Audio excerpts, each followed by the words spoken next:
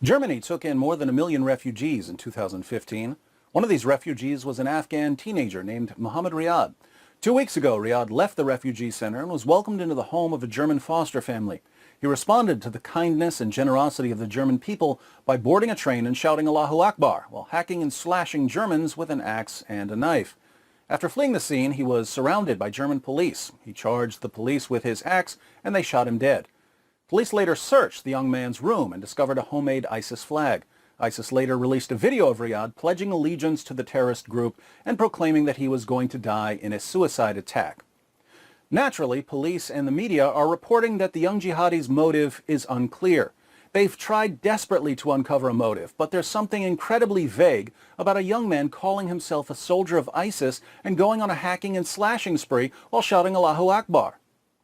Understanding the motives of a jihadi is as difficult as understanding the Quran. We open the Quran and read, "Fight those who do not believe in Allah. Fight those of the unbelievers who are near to you and let them find in you hardness. Muhammad is the messenger of Allah, and those who are with him are severe against disbelievers and merciful among themselves. Surely Allah has bought of the believers their persons and their property for this, that they shall have the garden. They fight in Allah's way, so they slay and are slain." What could these texts possibly mean? Who can know? Words, much like motives, are completely incomprehensible.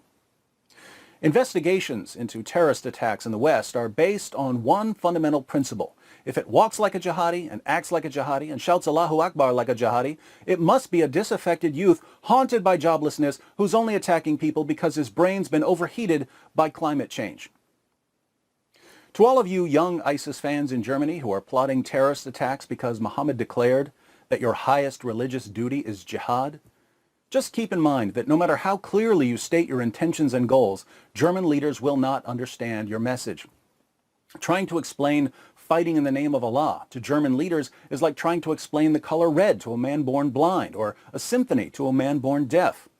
If you're thinking to yourself, but these are the people who discovered quantum mechanics, surely they can understand fight those who do not believe in Allah, you're entirely wrong.